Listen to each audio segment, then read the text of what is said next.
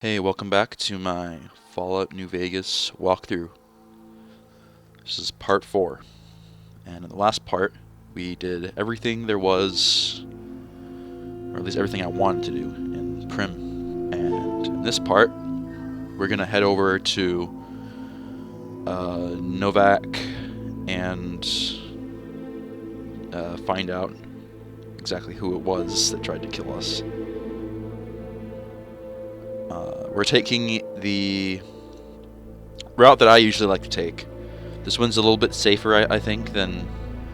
Well, I guess it kind of depends on what your character's strengths are, but there are less enemies overall if you take the route I'm taking, which is to head through by the Prospector's den over here and follow the tracks.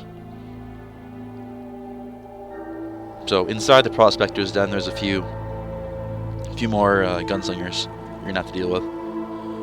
None of them are particularly dangerous to fight, but they can overwhelm you if you're not careful. There are two outside there, they're sitting on the wall. And get a level here from killing them. Nothing too big, but I do get Bloody Mess. Can be a fun perk. And you may notice I have a lot of ammo. We're gonna need it for what's up next. This room has a lot of enemies in close quarters. Here's one. I got a good shot on the leader before I backed out, but it wasn't enough, and the VATS missed there. But this time I get her with Eddie, and the other ones follow suit. One of them, oddly enough, didn't go through the door, so I had a little bit of time to breathe. And then I just went back through and got the last one. So I guess I'll mention, I'm probably going to be alternating between sort of the post-commentary sped up editing and the real-time gameplay. I personally thought that the real-time commentary as I went along was better, but it just kind of depends, because I'm not sure which is overall better, so I'm just trying to find the best. And I think what it might be good is if I do some of it in post and some of it edited with post commentary, or I meant some of it as I go, just like commentary, and then some of it I'll do, like the boring, more tedious parts, I'll just kind of I'll just stop talking and then do it over in post with commentary and just Fallout music. So some bark scorpions on the tracks here. You're gonna want to head the opposite direction that I'm going if you're trying to get to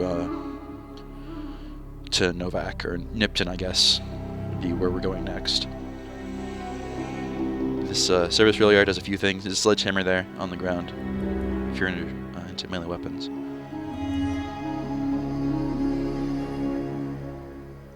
So this is basically where I am on the map. And up here, if you go up this hill, there's a sort of canyon here. This is Primm Pass. And the corpse there, if that isn't welcoming enough, you can see the red dot on my compass, which indicates the deathclaw. So he's just kind of having fun over there. So I employ the God Rock tactic here and wait it out, but the problem with this tactic is it doesn't protect my NPC because they're not smart enough to use it. So while I do whittle this deathclaw down quite a bit, in a moment here he's going to come over and kill Eddie regardless, because I can't get Eddie to sit. Oh, I guess I could probably get Eddie to sit on the rock, but not reliably. So Eddie dies there, and I decide to just reload and have him wait. Yes, there we are.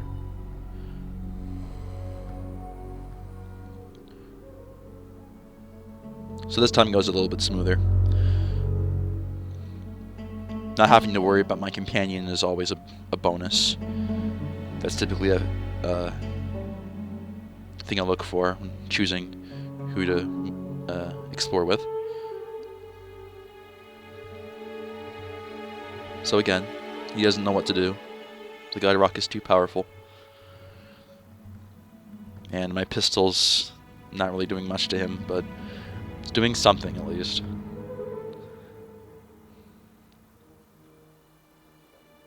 So what I end up doing here is start throwing dynamite.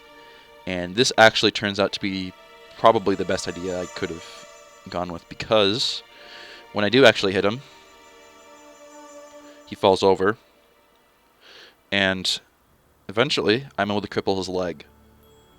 And as is the case with most melee enemies, if you're able to cripple their legs, they're mostly helpless. Deathclaws in particular are susceptible to this because when their legs are crippled, not only do they move slower, but they're not able to use their dashing attack, which is really the biggest danger with them, because they can close a gap between you and them and do heavy damage. So what I do here is I save really quickly, and I get to close mid-range to this deathclaw so that I will have better accuracy with my shots. And because he's crippled, he's not able to catch up to me. The one thing, if you're doing this, you need to be aware of your surroundings, namely where you're backing up into, because if you're not careful, you'll end up getting caught on a rock or something, and he'll be able to catch up to you and just murder you. This guy will definitely just one-shot me if he does get a hint or a hold of me. But because I'm able to keep my distance and just pelt him, it all works out. What I'm doing here is I'm bringing him back towards my companion so that I can get some extra damage in on him. And I'm a little bit worried about him actually killing Eddie regardless, but I'm able to keep his attention. And when I get him over here, we actually managed to cripple his torso as well, which you can see he's reacting strongly to the damage he's taking now. He's unable to really move even because he keeps flinching. This is a universal trait within enemies that have their torsos crippled. It's always a good idea to crippling limbs is generally a good thing in this game if you can manage, and different limbs will have different effects.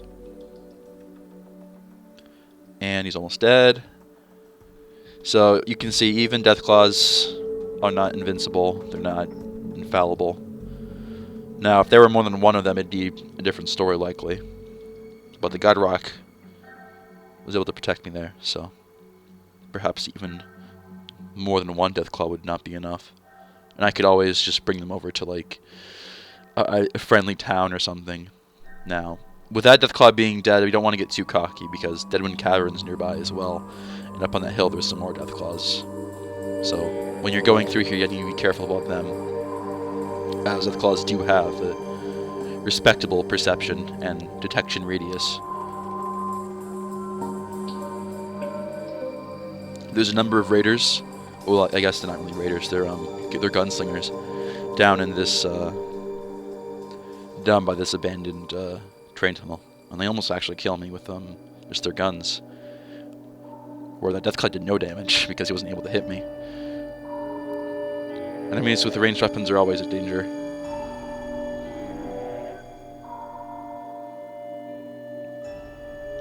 But this guy is not an enemy with a ranged weapon, so he ends up just turning tail and dying regardless.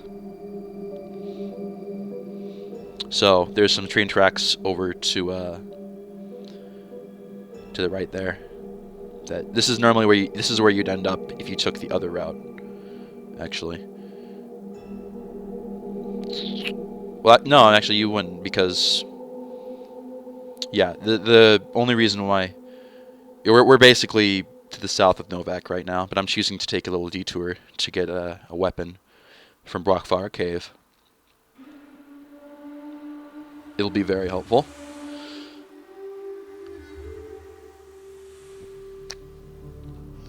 So when going through this area, you're going to have to be really careful because there will usually be a rat that spawns directly to the left of the door. And if you go too far forward without thinking, then he'll catch you. The route I'm taking here is the way you get to the loot, basically. And I only have to deal with a few enemies, thanks to a stealth boy.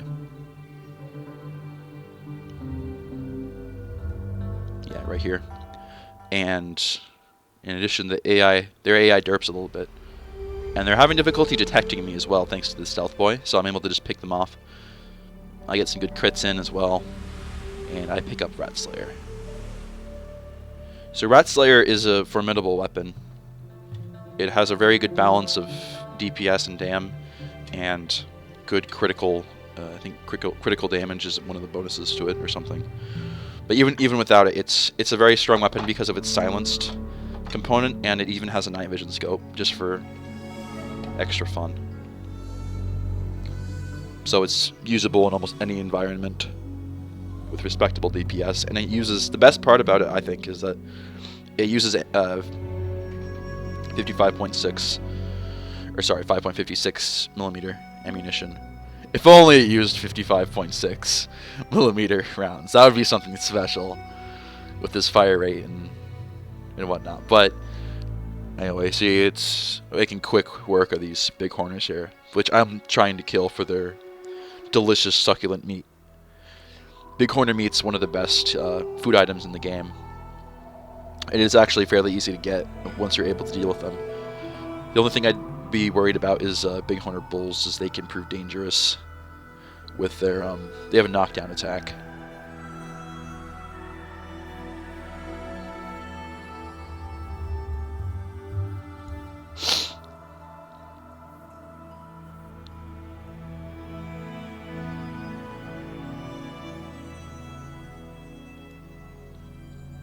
So that being said, just a few more left to kill. The bulls will take a few more hits than the normal ones, and I believe they do more damage as well. So they're really the only threat you're going to come across. Putting some more points in survival there. You need 50 survival skill to be able to cook their meat, which I believe is a fair decision given the amount of food restoration you can get from them. So not a bad trade-off, honestly. It's worth the 50 survival. So on the way back up here, I'm going to pass by a bunch of golden geckos and Mr. Reticle. And if you have the Honest Hearts DLC and are a fan of light armor, I strongly recommend saving both fire gecko and golden gecko hides, because you can get yourself a very nice piece of light armor if you keep on if you keep a pair of, if you collect some gecko hides, because reinforced leather armor, or gecko backed leather armor, it's very potent.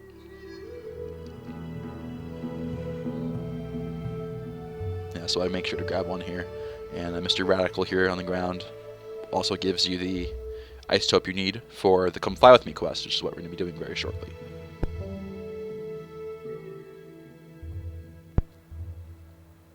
So up the road here is Novac, and Manny Vargas is waiting up in the dinosaur, watching over the road. Victor's here too, apparently.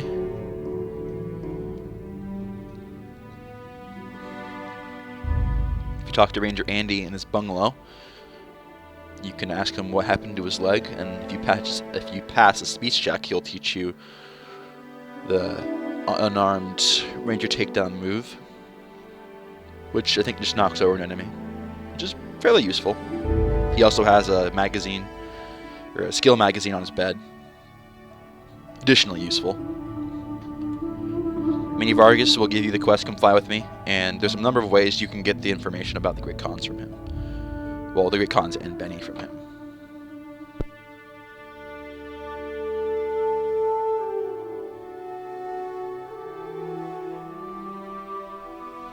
You saw there I hacked his PC, and that provided the information, and in addition you can pickpocket him to read his journal, which will also give you the information you need. So here I'm waiting for Boone to show up in his spot. Boone takes a night shift in the dinosaur, and if you ask him, you can pass a speech check with him through the correct dialogue, essentially asking who he was expecting, and you can also get the quest for finding who sold out his wife to the Legion. One for my baby. And we already found the incriminatory note inside Jeannie Mae's safe inside of her store. So if you go to the same spot where this building right here, she's in here, and the safe is right behind the counter. And you want to put on Boone's beret, tell her to follow you, go out in front of the dinosaur, and he'll shoot her. And you head back in and talk to Boone.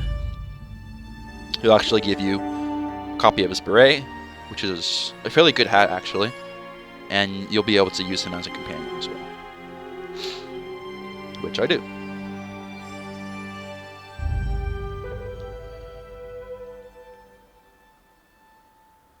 Get some ammo from this man. If you didn't go deal with the golden geckos, make sure you pick up some rocket souvenirs here. I think 5 is the magic number to have enough for the quest. And the last thing you'll need to do before we start working on the quest for Comply With Me is head over to Old Lady Gibson's garage and pick up the thrust control modules. With the lockpick skill of 50, you can just unlock it, or you can talk to her and get them from her. And this will be the end of this part. So I will see you guys next time.